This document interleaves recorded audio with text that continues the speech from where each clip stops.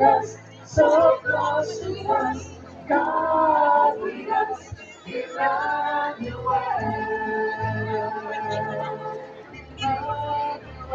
God with us, so close to us, God with us, Emmanuel.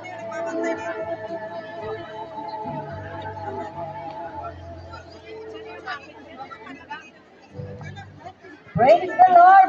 Purihin natin ang ating Panginoon. Amen. Tunay, brother, na tayo pinagpala sa ating katatapos lang ng ating banal na misa. Amen. Wala bang pinagpala? Amen! Naku, mukhang hindi sila sumasagot. Amen! Praise the Lord! At ngayon po, sa oras na ito, nadahog tayo ng ating isang kapatid na magpapatotoo, brother. Ay walang iba kundi Para ipahayag ang kabutihan ng ating Panginoon. Amen. Sister Luz Valares.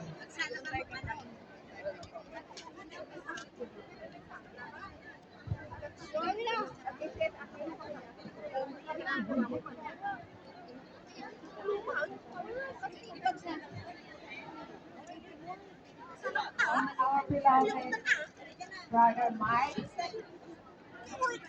and his whole family, Sister Cindy, Sister Tess, Father Jay, lahat ng mga prayer partners, mga guests na nandito ngayon. Magandang hapon po sa inyong lahat at happy 37th anniversary sa ating lahat. Ako po si Sister Luz, kapatid ni Brother Domi,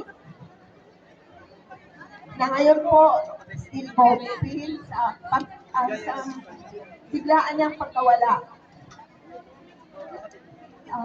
Nandito po ako para magpasalamat sa iyo sa lahat ng tumulong sa amin. In behalf po sa aming pamilya, taos puso namin binibigay o pinapaabot sa inyo ang pasasalamat sa inyong tulong, sa financial, Hindi nandun daw maging sa amin mga eh. prayers ninyo sa Kuya Domi. Salamat po sa inyong lahat. Salamat din May po pagkakainan sila doon. sa mga Sabihin na lang natin kay Fatima na prayer tayo partners, sasabay.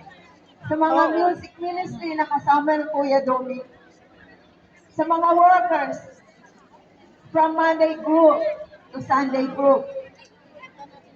Salamat po sa inyong lahat. Salamat po. At gusto ko lang po i-share sa inyo Hindi kami umalis ka, Kyle?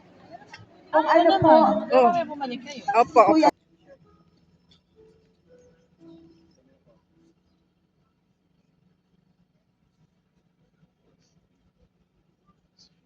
Praise the Lord. Hallelujah. Purihin ka ang Yahweh. Good morning po, Brother Mike, Sir Belen, sa ating Brother Dr. Frankie. Good morning. Brother Rene, at sa ating assistant po ng Liscott, Brother Michael, at sa ating lahat mga kapatid. Ako po si Sister Beth Alamar. Ako po ay tinawag ni Yahweh para magpatotoo sa kanya sa araw na ito. Aking ihahayag po sa oras na ito, pinapasalamatan ang ating dakilang Yahweh Shaddai. Nagmula po ako sa Singapore chapter, and then pumunta po ako dito sa Hong Kong. At sa kasalukuyan po, nasa Macau chapter po ako. Pinapasalamatan ko ang Amang Yahweh Shaddai sa kabila ng mga pagsubok sa buhay.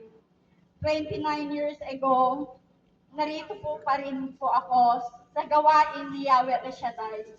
Kaya maraming salamat po, Ama.